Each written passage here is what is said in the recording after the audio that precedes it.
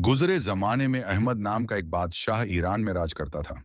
उसकी आदत थी कि वह लिबास बदलकर शहर का गश्त करता था ताकि प्रजा के हालात से वाकिफ रहे। एक रोज वह अपने वजीर के साथ शहर की गश्त पर निकला। एक छोटी सी गली में मकान के पास रुककर वह देखने लगा कि गरीब लोग किस तरह अपना जीवन व्यतीत करते हैं। उसे मकान में महिलाओं के बोलने की आवाज आई। दरवाजे से झांक कर देखा तो तीन युवा महिलाएं चरखा कात रही थीं। बड़ी बहन नूरजहां ने कहा, अगर मेरा बस चले तो मैं बादशाह के नानबाई से शादी कर लूं और इस कठिन जिंदगी से निजात पाऊं। मझली बहन सुरैया ने कहा, मैं बादशाह के बावर्ची से निकाह कर लूं ताकि उम्दा खाना रोज मिले। छोटी बहन जाहिरा ने कहा, तुम लोग ख्याली पुलाव बना रहे हो तो मैं भी बादशाह से निकाह क्यों ना कर लूं। सारे मुल्क में मैं मलिका रहूंगी। फिर वे हंसने लगीं।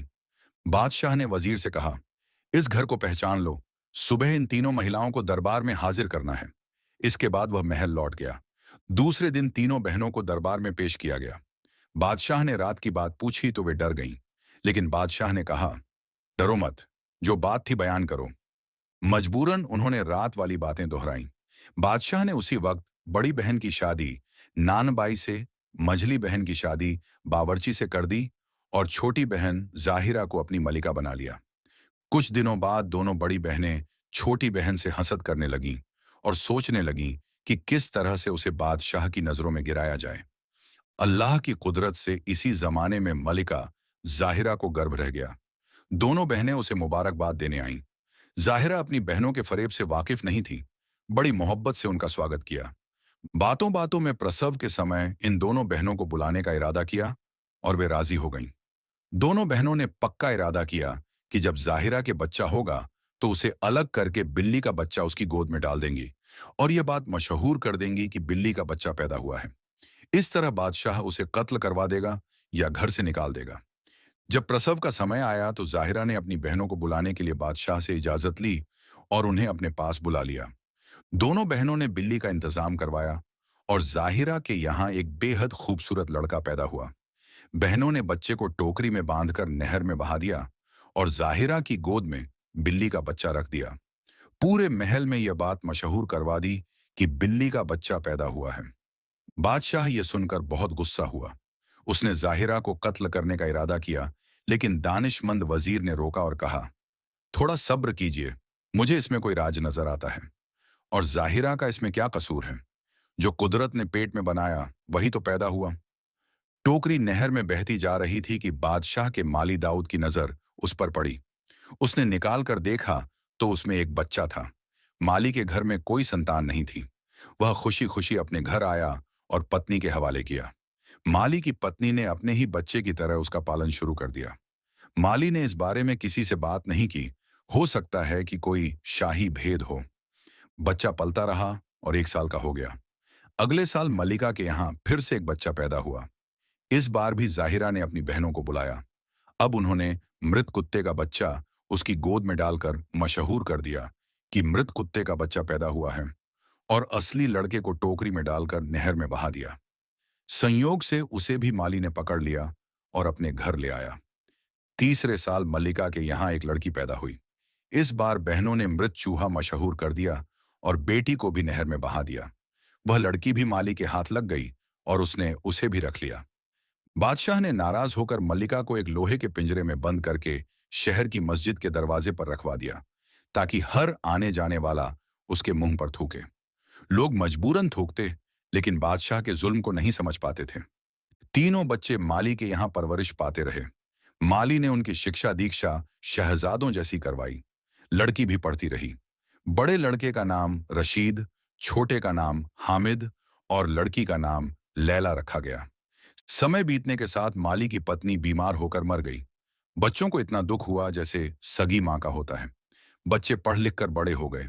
माली भी काफी धनवान था। उसने बादशाह से इजाजत लेकर एक महल बनवाया और एक बहुत बड़ा बाग भी, जिसमें एक चिड़ियाखाना भी था। वह तीनों बच्चों के साथ उसमें रहने लगा। यहां रहते ज्यादा दिन नहीं बीते कि माली भी मर गया। बच्चे बहुत परेशान हुए, लेकिन क्या हो सकता था। वे बाग में अपना दिल बहलाते या कभी गाना गा लेते। इत्तेफाकन जाहिरा की हासिद बहनों ने आपस में विचार विमर्श किया कि जाहिरा का तो अच्छा इंतजाम हो गया, लेकिन यह भी मुमकिन है कि इन बच्चों का राज खुल जाए, इसीलिए इन्हें यहां से खत्म करना चाहिए। उन्होंने कटनी नाम की एक बुढ़िया को बुलाकर सारा मामला बताया। वह बोली, तुम चिंता मत करो, मैं ऐसा काम करूंगी कि किसी को कानो कान खबर नहीं होगी। एक दिन दोनों भाई शिकार के लिए गए और कटनी उनके घर आई। लैला से नमाज की इजाजत लेकर वुजू करके नमाज पढ़ने लगी। लैला इससे प्रभावित हुई। उसने कटनी को खाना दिया और बाग दिखाने के लिए साथ ले गई। मक्कार कटनी ने कहा, हाँ, यहां तो हर चीज मौजूद है, लेकिन 3 चीजों की कमी है। अगर वे मिल जाएं तो फिर यह बाग बेमिसाल हो जाएगा। लैला ने पूछा, वे क्या हैं? कटनी ने कहा, इनका मिलना जरा मुश्किल है। लैला ने आग्रह किया तो उसने बताया, इसमें बोलती चिड़िया, गाना गाता दरख्त और सुनहरे चश्मे के पानी की कमी है। अगर ये आ जाएं तो बाग जन्नत का नमूना पेश करेगा। लैला ने पूछा कि ये चीजें कहां से मिलेंगी? कटनी ने कहा, यहां से 20 दिन की मंजिल पर हिंदुस्तान की सरहदों पर एक फकीर रहता है जो रास्ता बता सकता है। बुढ़िया लैला का शौक जगाकर फौरन वहां से चली गई, लेकिन लैला एक गहरी सोच में पड़ गई। शाम को जब दोनों भाई घर वापस आए तो बहन को चिंतित पाया। कारण पूछने पर उसने सारी बातें बताईं। रशीद ने कहा, तुम इतना फिक्र क्यों करती हो? मैं जाता हूं और ये चीजें लाता हूं। अगले दिन रशीद सफर के लिए तैयार हुआ और बहन को एक खंजर निकाल कर दिया। ये मेरी निशानी है। जब तक यह चमकता रहेगा, समझना कि मैं खैरियत से हूं। अगर यह मैला हो जाए तो समझना कि मैं मुसीबत में हूं। और अगर इस पर खून आ जाए तो समझना कि मैं इस दुनिया में नहीं रहा। इसके बाद भाई बहन से विदा होकर 20 दिन तक उसी रास्ते पर चला रहा जो कटनी ने बताया था। 21वें दिन हिंदुस्तान की सरहदों पर उसे एक कुटिया नजर आई। वह सीधा वहां पहुंचा तो एक फकीर बैठा था, जिसका चेहरा बालों में छिपा था। रशीद ने कैंची निकालकर फकीर का बाल काटा और फिर आदाब से उसे सलाम किया। फकीर खुश हुआ और बोला, यहां कैसे आना हुआ? रशीद ने अपनी कहानी सुनाई। फकीर ने सिर हिलाकर कहा, बेटा, मुझे रास्ता तो मालूम है, लेकिन वहां बहुत खतरा है। क्योंकि तुमने मेरी बहुत सेवा की है, मैं तुम्हें इस काम से मना करता हूं। रशीद ने जिद की तो फकीर ने अपनी काबा से एक गेंद निकाली और कहा, इसको जमीन पर डाल दो और खुद इसके पीछे पीछे चले जाना। जहां पर यह गेंद रुक जाए, तुम भी घोड़े से उतर जाना। सामने एक पहाड़ होगा, उस पर तुम चढ़ जाना। वहां तुम्हें अजीबो गरीब आवाजें आएंगी, लेकिन कोई नजर नहीं आएगा। उस वक्त तुम्हें मत से काम लेना। अगर तुमने पीछे मुड़कर देखा तो पत्थर के हो जाओगे, और आगे चले गए तो तुम्हारी मतलूबा चीजें मौजूद होंगी। रशीद ने फकीर का शुक्रिया अदा किया और गेंद जमीन पर डालकर उसके पीछे चल पड़ा। गेंद पहाड़ के दामन में ठहर गई। वह घोड़े से उतरा और पहाड़ पर चढ़ने लगा। अभी थोड़ा ही चढ़ा था कि चारों तरफ से शोर मच गया। गालियां सुनाई देने लगीं। रशीद सब कुछ सुनता रहा और चढ़ता रहा, लेकिन जब वह पहाड़ के ऊपर पहुंचा तो गालियां सुनकर उसका खून खौल उठा और वह तलवार लेकर पलटा। लेकिन वहां कुछ नहीं था और वह खुद पत्थर का हो गया। लैला रोज खंजर उठाकर देखती और दुआ करती। एक दिन उसकी तबीयत उदास थी। खंजर को उठाकर देखा तो वह मैला हो चुका था। शाम तक उसकी परेशानी दूर नहीं हुई। हामिद बाहर आया तो बोला, लैला, जरा भाई का खंजर दिखाना। लैला अंदर से खंजर लाई और उसे दिखाया। वह देखकर रोने लगी और हामिद बहुत परेशान हुआ। मैं भाई की तलाश में जाता हूं, हामिद ने कहा। लैला ने कहा, भाई, मैं अकेली कैसे रहूंगी? हामिद ने जवाब दिया, तुम्हें खुदा के सुपुर्द करके जा रहा हूं, लेकिन अगर रशीद को यूं ही छोड़ दिया तो सोचो उसका क्या हाल होगा। इसके बाद दोनों मिलकर बहुत रोए। हामिद ने अपने गले से मोतियों की माला उतारकर बहन को दी और कहा, जब तक ये मोती अलग अलग रहें, समझना कि मैं ठीक हूं, और जब मोती आपस में जुड़ जाएं तो वह मेरी मौत का दिन होगा। उसने माला अपने गले में पहन ली और कहा कि वह लैला को खुदा के सपुर्द करता है। हामिद भी 20 दिन सफर करने के बाद 21वें दिन उसी फकीर की कुटिया पर पहुंचा और वही बातें दोहराई। फकीर ने फिर से समझाया, बेटा, अपनी जान को खतरे में क्यों डालते हो? कुछ दिन पहले तेरा हमशक्ल नौजवान गया और वापस नहीं आया, शायद पत्थर का हो गया। हामिद ने कहा, वह मेरा भाई था, मैं अपनी जान दूंगा या अपने भाई का इंतकाम लूंगा। फकीर ने देखा कि वह नहीं मानता तो उसने गेंद निकालकर उसे दे दी और कहा, इसको डाल दो और इसके पीछे चलो। हामिद जमीन पर गेंद डालकर उसके पीछे चल पड़ा। उसके साथ भी वैसा ही हुआ और वह पत्थर का हो गया। उसी वक्त लैला के गले में पहनी मोतियों की माला के मोती एक हो गए, जिससे लैला समझ गई कि दूसरे भाई पर भी कोई मुसीबत आ पड़ी है। पूरा दिन भाइयों को याद करके वह सोई रही। दूसरे दिन वह मर्दाना लिबास पहनकर घोड़े पर सवार हुई और अल्लाह के भरोसे चल पड़ी। 20 दिन के सफर के बाद 21वें दिन वह फकीर की झोपड़ी पर पहुंची। उसने वही सवाल किया और फकीर ने जवाब दिया, बेटी, मुझे मालूम है कि तुम मर्द नहीं हो, लेकिन फिर भी इतना बड़ा इरादा क्यों? उसने कहा, मेरे 2 भाई यहां आकर खो गए हैं। मैं या तो उनका बदला लूंगी या यहीं खत्म हो जाऊंगी। उसे भी फकीर ने समझाया और एक गेंद निकाल कर दी। लैला फकीर से गेंद लेकर सलाम पेश किया और अपने कानों में रुई इस तरह डाली कि कान बिल्कुल बंद हो गए। ये देखकर फकीर मुस्कुराया और कहा, लगता है तुम जरूर कामयाब हो जाओगी। लैला गेंद के साथ रवाना हुई और पहाड़ के दामन में पहुंचकर घोड़े से उतरी और पहाड़ पर चढ़ने लगी। हर तरफ से आवाजें बुलंद होने लगीं, लेकिन लैला के कान बंद थे। उसे कुछ सुनाई नहीं दिया और वह आसानी से पहाड़ की चोटी पर पहुंच गई। वहां चिड़िया का एक पिंजरा लटक रहा था।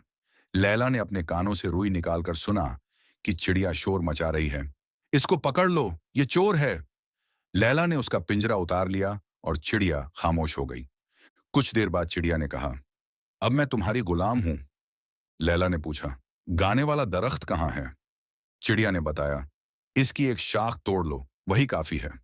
लैला ने शाख तोड़ ली और फिर सामने के चश्मे से वहां रखे हुए चांदी के घड़े को भर लिया।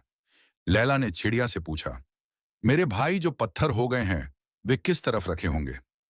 चिड़िया ने कहा, इसी चश्मे का पानी डालो और फिर खुदा की कुदरत देखो। लैला ने पहले अपने भाइयों को पहचान कर उन पर चश्मे का पानी छिड़का और वे वापस असली हालत में आ गए। दोनों भाई बहन से मिलकर बहुत खुश हुए। इसके बाद तीनों ने मिलकर उन सभी लोगों पर भी चश्मे का पानी छिड़का जो पत्थर के हो चुके थे। पानी पड़ते ही सब अल्लाह के हुक्म से असली हालत में आ गए और लैला का बहुत शुक्रिया अदा किया। फिर वे पहाड़ से नीचे उतरे तो देखा कि घोड़े वहीं खड़े हैं। सबने अपने अपने घोड़े पहचाने और उन पर सवार होकर अपने अपने रास्ते चल दिए।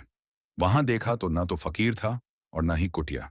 लैला बोली, यही फकीर इस तिलिस्म से संबंधित था और इसके खत्म होने के साथ वह भी खत्म हो गया। इसके बाद वे अपने भाइयों के साथ अपने वतन लौट गए। घर आकर उसने एक दरख्त लगा दिया और एक उम्दा हौज में तैयार करके उसमें चश्मे का पानी डाल दिया। जब अगले दिन उसने देखा तो पूरा दरख्त खड़ा था। सारे शहर में इन चीजों की शोहरत हो गई। एक दिन रशीद और हामिद शिकार से वापस आ रहे थे कि रास्ते में बादशाह की सवारी मिल गई। उन्होंने कोशिश की कि बचकर निकल जाएं, लेकिन सामना हो गया। मजबूरन खड़े हो गए और जब बादशाह करीब से गुजरा तो झुककर सलाम पेश किया। बादशाह ने पूछा, तुम किसके लड़के हो? उन्होंने अर्ज किया, माली के लड़के हैं और फलां जगह हुजूर की इजाजत से महल तामीर करवाया था, उसमें रहते हैं।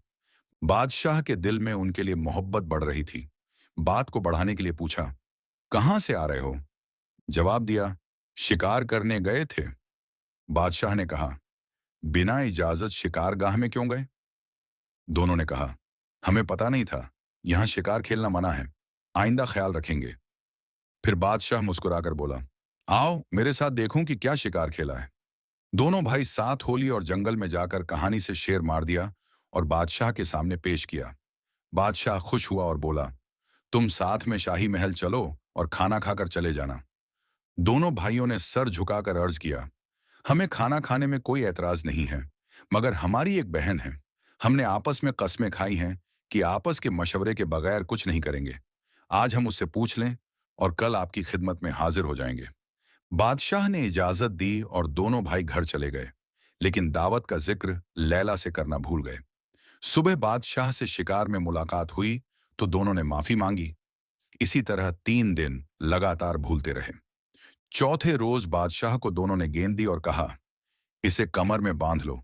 जब कपड़े उतारोगे तो यह नीचे गिरेगी और तुम्हें याद आ जाएगा। रात को जब बादशाह लेटने लगा तो वह गेंद कपड़ों से गिरी और उसे भाइयों से किया वादा याद आ गया। दोनों भाई लैला के पास गए। लैला ने कहा, रुको, मैं अपनी चिड़िया से पूछकर बताती हूँ। उसने चिड़िया से पूछा, क्या मेरे भाइयों को दावत में जाना चाहिए? चिड़िया ने कहा, हाँ। फिर लैला भाइयों के पास आई और कहा, आपको बादशाह की दावत स्वीकार कर लेनी चाहिए और दूसरे दिन के लिए बादशाह को यहां बुलाना चाहिए, मैं इसका इंतजाम कर लूंगी। अगले दिन रशीद और हामिद बादशाह के साथ महल में दाखिल हुए। रास्ते में मौजूद लोग उनके हुस्न जमाल को देखकर खुश हुए। बादशाह दोनों को लेकर एक कमरे में आया, फिर दस्तरखान पर खाना खाने लगे। सभी ने मिलकर खाना खाया और महल से जाते हुए बादशाह को अपने घर खाने की दावत दी। बादशाह ने जवाब दिया, बच्चों, मैं तुम्हारे घर जरूर आऊंगा। भाइयों ने घर आकर पूरी कहानी अपनी बहन को सुनाई। दूसरे दिन दोनों भाई शिकार के लिए चले गए। लैला चिड़िया के पास आई और पूछा, बादशाह हमारे घर दावत पर आ रहे हैं, क्या खाना पकाना चाहिए? चिड़िया ने कहा, अपने रसोइयों को कहो कि अच्छे खाने बनाएं, लेकिन एक थाली मोतियों की खीर जरूर बनवाना। लैला ने कहा, इतने मोती कहां से आएंगे? चिड़िया बोली, बाग में फर्श के नीचे खजाना है, जितने मोती चाहिए ले लो। लैला ने वहां जाकर देखा तो वाकई खजाना जमा था। उसने एक संदूक से मोती निकाले और रसोइयों को बुलाकर विविध व्यंजन बनाने का हुक्म दिया। उधर दोनों भाई बादशाह के साथ शिकार खेलते रहे और रात को बादशाह को अपना वादा याद दिलाया। बादशाह तैयार हो गया और सीधा उनके घर आया। लैला ने अपने खादिमों के साथ दरवाजे पर बादशाह का स्वागत किया। बादशाह ने उसे बेटियों की तरह प्यार किया। फिर वे तीनों बादशाह को अपना बाग दिखाने के लिए ले गए। जब बादशाह खाना खाने लगा तो मोतियों की खीर देखकर हैरान हुआ और बोला, ये कैसी खीर है? क्या मोती भी खाए जाते हैं? रशीद, हामिद और लैला खामोश होकर चिड़िया की तरफ देखने लगे। चिड़िया ने बादशाह से कहा, आप मोतियों की खीर देखकर हैरान हुए, लेकिन मैं आपसे पूछती हूं कि जब आपकी मलिका के यहां बिल्ली, कुत्ते और चूहे पैदा हुए, तो उस वक्त आपने यह न सोचा कि इंसान के बच्चे जानवर कैसे हो सकते हैं?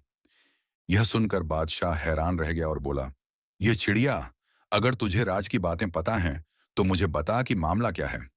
चिड़िया बोली, मल्लिका की बड़ी बहनों का निकाह आपने उनकी मर्जी से करवाया था, तो वे जाहिरा से हसद करने लगी। उन्होंने मल्लिका के पहले और दूसरी बार के पैदा हुए लड़कों को टोकरी में डालकर नहर में बहा दिया और मशहूर कर दिया कि बिल्ली और कुत्ते के बच्चे पैदा हुए हैं। जब तीसरी बार बेटी पैदा हुई तो उसे भी नहर में बहा दिया और आपको कहा कि मृत चूहियां पैदा हुई हैं। लेकिन खुदा के हुक्म से वे तीनों बच्चे माली के हाथ लग गए और उसने उनकी अच्छी परवरिश की, शिक्षा दीक्षा दी और अब वे आपके सामने बैठे हैं। यह सुनकर बादशाह अपने तीनों बच्चों को गले लगाकर बहुत रोया और उनसे माफी मांगी। फिर तीनों बच्चों को लेकर जामा मस्जिद तक पहुंचा और पिंजरा खुलवाकर मलिका के कदमों में गिरकर माफी मांगी। मलिका भी रोने लगी और अपने बच्चों को देखकर उन्हें प्यार करने लगी। बादशाह ने मलिका को हमाम भेजकर लिबास बदलवाया और उसकी हासिद बहनों को बुलवाकर उसी वक्त कत्ल करवा दिया। मलिका हमाम से फारिग होकर आई और सबने मिलकर खाना खाया। दूसरे दिन बादशाह ने जश्न-ए-आम का ऐलान कर दिया। तीनों बच्चे महल में आ गए और बादशाह ने इसके बाद इंसाफ से हुकूमत की। सुभान अल्लाह।